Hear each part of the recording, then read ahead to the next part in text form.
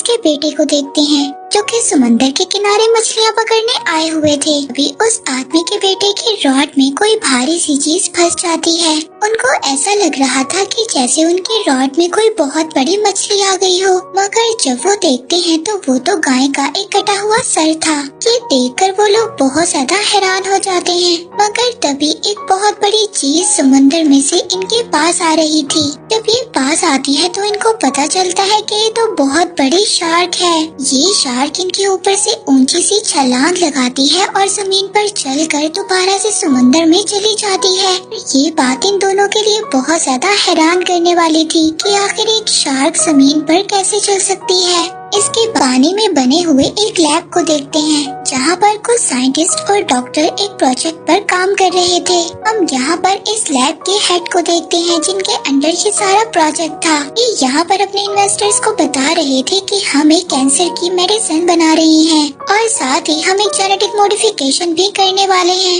जिससे कि हमें ये मटेरियल बार बार मिलता रहेगा। इस पर एक इन्वेस्टर कहता है कि ये चीज तो बहुत ज्यादा खतरनाक हो सकती है, लेकिन इस लैब के हेड साइंटिस्ट को अपने एक्सपेरिमेंट पर पूरा यकीन था। इसके बाद यहाँ पर एक डॉक्टर अपनी कंट्रोल मशीन को भी दिखाता है जिससे ये लोग शार्क को कंट्रोल करते हैं। हम इसी लैब में एक लड़के को भी देखते हैं जिसका नाम इथन है। इसको शार्क के बारे में बहुत ज्यादा इंफॉर्मेशन थी, इसलिए लैब के साइंटिस्ट और डॉक्टर्स ने इसको अपने साथ रखा हुआ था। अब लैब का हेड इस लड़के से यहाँ पर शार्क को बुलाने का कहता है। अब यहाँ पर ये लड़का एक रॉड से एक मरी हुई मछली को टैंक के ऊपर लटका देता है जिससे कि वो बहुत बड़ी शार्क अचानक से आकर उस मछली को खा जाती है। लेकिन अब ये सीन देखने के बाद यहाँ पर सबकी हालत खराब हो जाती है और यहाँ पर शार्क दोबारा से वापस चली जाती है। इसके कुछ वक्त के बाद यहाँ पर लैब का हेड एक्सपेरिमेंट के तीसरे फेज को स्टार्ट करने का कहता है, पर तभी यहाँ पर एक लड़की जो इस हेड के साथ काम किया करती थी वो इसको कहती है कि अभी तक हमें लेटेस्ट एक्सपेरिमेंट का रिजल्ट नहीं मिला, इसलिए इतनी जल्दी ऐसा कुछ करना खतरनाक भी हो सकता है। लेकिन उस हेड को किसी बात की भी फिक्र नहीं थी। वो तीसरे एक्सपेरिमेंट को स्टार्ट करने का कहता है। इसके बाद यहाँ पर सभी लोग शार्क में जीन्स ट्रांसफॉर्म करने के लिए तैयार हो जाते हैं। वो लैब से अपनी एक मशीन को शार्क के पास भेजते हैं जो वहाँ पर जाकर उसके जीन्स ट्रांसफॉर्म करती है। लेकिन यहाँ पर शार्क की नेचर बदल जाती है, लेकिन किसी तरीके से उनका ये एक्सपेरिमेंट सक्सेसफुल हो जाता है। अब इस बात से लैब के सभी लोग बहुत ज्यादा खुश होते हैं, लेकिन दूसरी तरफ उस शार्क में अजीब से बदलाव हो रहे थे। इसी वक्त लैब में जो हेड की सेक्रेटरी थी जो उसको इस एक्सपेरिमेंट से रोक रही थी वो क्लास के पास खड़ी थी।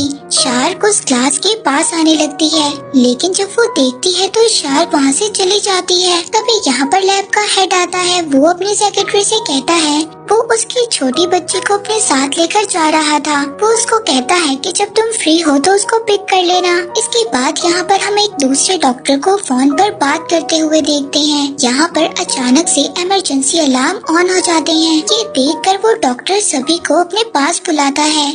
यहाँ पर ये सभी लोग बहुत ज्यादा परेशान हो जाते हैं क्योंकि शार्क का हेल्थ इंडिकेटर ड्रॉप होने लगा था। ये सब देखकर वो लड़की जो लैब के हेड के साथ काम किया करती थी वो अपनी मशीन से शार्क के पास कुछ सिग्नल वेव करती है, लेकिन अब उस शार्क का हार्ट रेट बिल्कुल डाउन हो जाता है और ये सब लोग ये समझ रहे थे कि शार्क अब मर चुकी है। लेकिन वहाँ पर अचानक से वो शार्क उनके टैंकर में आ जाती है और वो वहाँ पर एक डॉक्टर को मार देती है। अब ये सब देखकर वहाँ पर सभी लोग बहुत ज्यादा डर जाते हैं और वो वहाँ पर अपने लैब में उस टैंक को फौरन बंद कर देते हैं। लेकिन अब यहाँ पर ये बात किसी को भी समझ नहीं आ रही थी कि वो शार्क अचानक से लोगों को क्यों खा रही थी। अब वो लड़का भी वहाँ पर आ जाता है जो शार्क के बारे में सारी इन्फॉर्मेशन रखता था। वो वहाँ पर डॉक्टर्स और साइंटिस्ट से आकर पूछता है कि आखिर तुमने शार्क के साथ किया क्या है। तभी वहाँ पर एक क्लासेस वाला डॉक्टर उसको बोलता है कि तुम्हें इस बारे में जानने की कोई भी जरूरत नहीं है। पर तभी वहाँ पर वो शार्क उनके लैब के ग्लास पर अटैक करने लगती है। ये सभी लोग ये समझ रहे थे कि ये शार्क उस ग्लास को नहीं तोड़ सकती क्योंकि वो बुलेट प्रूफ था, लेकिन अगले ही पल वो शार्क उस ग्लास को तोड़ देती है। यहाँ पर कोई भी कुछ नहीं कर पाता क्योंकि सब कुछ अचानक हो रहा था और कोई भी अपने आप को नहीं संभाल पा रहा था कि लैब में बहुत ज्यादा पानी आ गया था और सब लोग डूब गए थे। सबकी हालत बहुत ज्यादा खराब थी। अब कुछ देर बाद वो सभी लोग पानी से बाहर आते हैं। इसके बाद वहाँ पर इथन सभी को आवाज करने से मना करता है क्योंकि आवाज से शार्क अट्रैक्ट हो रही थी। और तभी गलती से वहाँ पर एक लड़की पानी में गिर जाती है और शार्क उस लड़की को मार देती है और खा जाती है। तभी वहाँ पर एक और डॉक्टर आवाज करने लगता है। अब शार्क उसकी तरफ अट्रैक्ट हो रही थी, मगर तभी वो लड़का ट्रैंकुलाइजर लेने जाता है, मगर बदकिस्मती से जहाँ पर ट्रैंकुलाइजर रखे हुए थे वो बिल्कुल लॉक हो चुका था।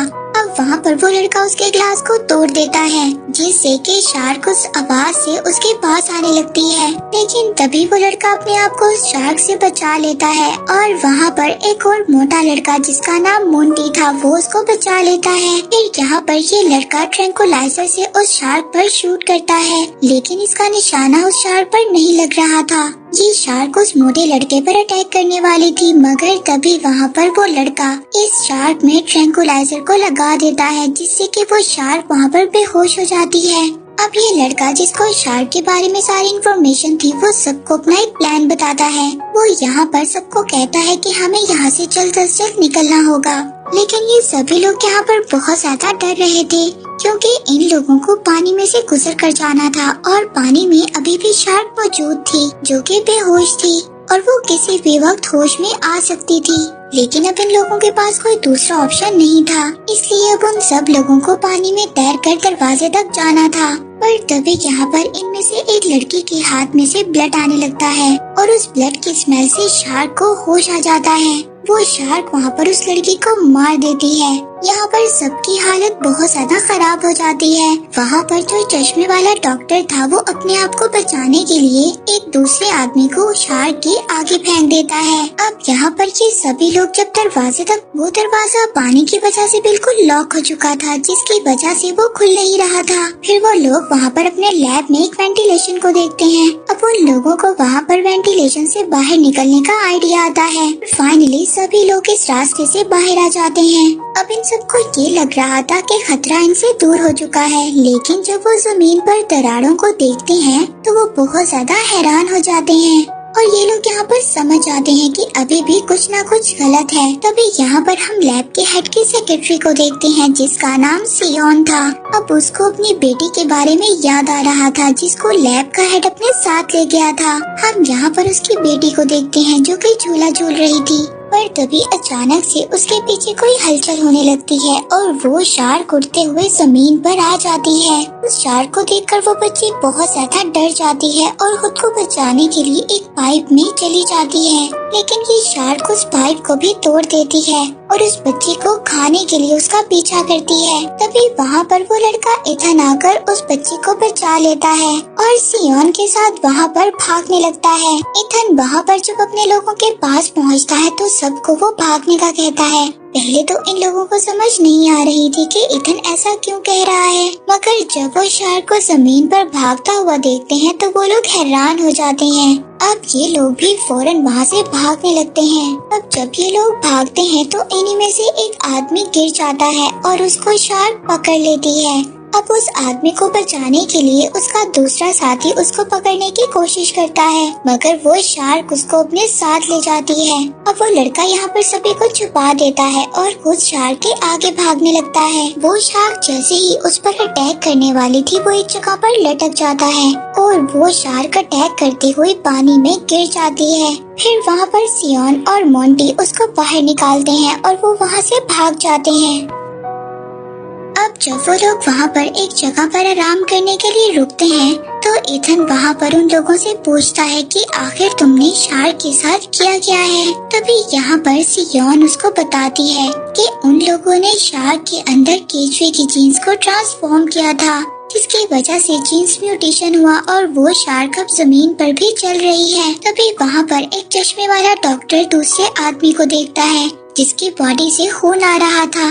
वो सबको कहता है कि इसके ब्लड की वजह से शार्क हमारा पीछा कर रही है, हमें इस आदमी को यहीं पर मरने के लिए छोड़ देना चाहिए, वरना हम सब लोगों की जान खतरे में आ जाएगी। मगर कोई भी इस बात के लिए बिल्कुल भी तैयार नहीं था। तभी वहाँ पर शार्क आ जाती है और वो उस जख्मी आदमी को खा जाती है। अब ये लोग वहाँ से सभी अपनी जान बचाकर भाग रहे थे और शार्क इनका पीछा कर रही थी।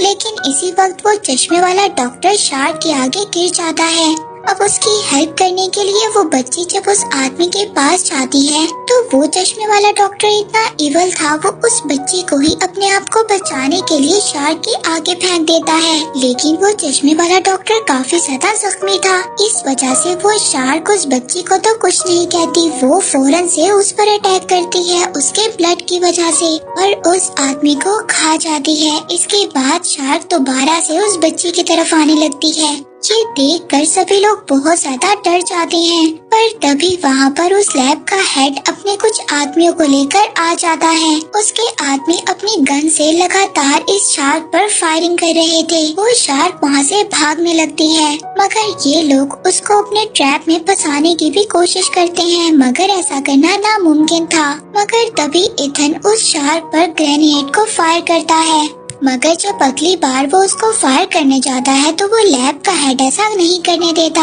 वो साइंटिस्ट जो लैब का हेड था वो किसी भी कीमत पर इस शार्क को बिल्कुल जिंदा पकड़ना चाहता था। वो इस काम में इथन की हेल्प मांगता है, लेकिन इथन उसको साफ इनकार कर देता है। इसी बात पर वो लैब का हेड उनके ग्रुप मेंबर में से एक लड़की को शूट कर देता है और फिर सियान पर भी गन पॉइंट कर लेता है। अब ये देखकर इथन को और ज्यादा गुस्सा आता है, लेकिन अब कोई भी चीज इनके कंट्रोल में नहीं थी, इसलिए इथन को इसकी बात माननी पड़ती है। इसके बाद ये सभी लोग एक बोट में समंदर में उस शार्क को ढूंढने के लिए जाते हैं। जब ये लोग समंदर में जाते हैं तो इनको पता चलता है कि उस शार्क ने बहुत ज्यादा लोगों को मार दिया है। सियोन यहाँ पर शार्क को ट्रेस करने की भी कोशिश करती है, मगर तभी उसको पता चलता है कि ये शार्क तो बहुत जल्दी सिटी में पहुँचने वाली है। तभी हम इस मूवी के स्टार्ट वाला सीन देखते हैं, जहाँ पर शार्क ने एक बहुत बड़ी छलांग लगाई थी और अब वो सिटी में आ गई थी।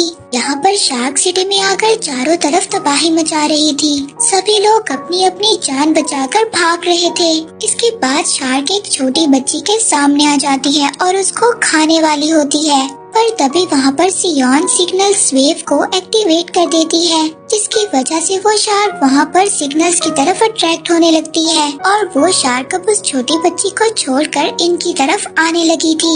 इसके बाद हम बोट के सीन को देखते हैं। वहाँ पर मोंटी एक मरी हुई मछली पर कुछ सॉसेस लगाता है और उसको मीट हुक में फंसाकर समंदर में फेंक देता है, पर तभी सियोन को वहाँ पर सिटी वाली वीडियो मिलती है। वो उस हुक को समंदर से निकालने का कहती है, लेकिन अब शार्क वहाँ पर आ गई थी और वो मीट हुक उसके मुंह में फंस गया था। वो शार्क इनकी बोट को खींचने लगती है, तभी सियोन इसी बोट में बेहोश हो जाती है और बाकी लोग बोट से नीचे पानी में गिर जाते हैं। अब शार्क उस बोट को लेकर जमीन पर आ जाती है, जिसमें इथन भी नीचे गिर जाता है। अब शार्क उस बोट को लेकर, जिसमें सियोन भी थी, वो एक गुफा में चली जाती है। जब उसको वहाँ पर होश आता है तो वो अपने आप को एक गुफा में देखती है। फिर वहाँ पर सियोन अपनी कंट्रोलिंग डिवाइस निकालती है, लेकिन इसको शार्क का कोई भी सिग्नल नहीं मिल रहा था। ये देखकर सियोन उस शार्क को सिग्नल भेजने लगती है, मगर तभी इसको पता चलता है वो शार्क तो इसके पीछे है। पर तभी वहाँ पर लैब के हेड के लोग आ जाते हैं और उस शार्क पर फायर करने लगते हैं।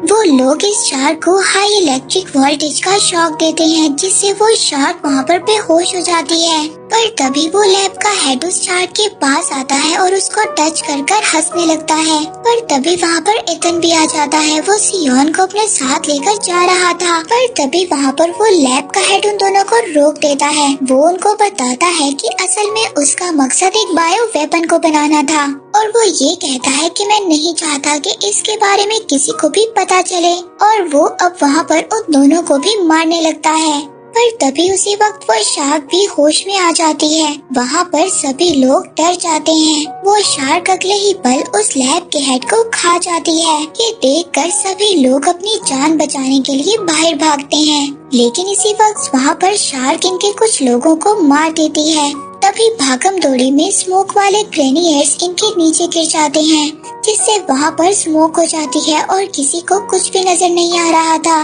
शार्क अब इस बात का फायदा उठाती है और वो शार्क इन सभी लोगों को मारने लगती है। लास्ट में एक आदमी बचता है जो अपनी 2 गन से फायरिंग कर रहा था।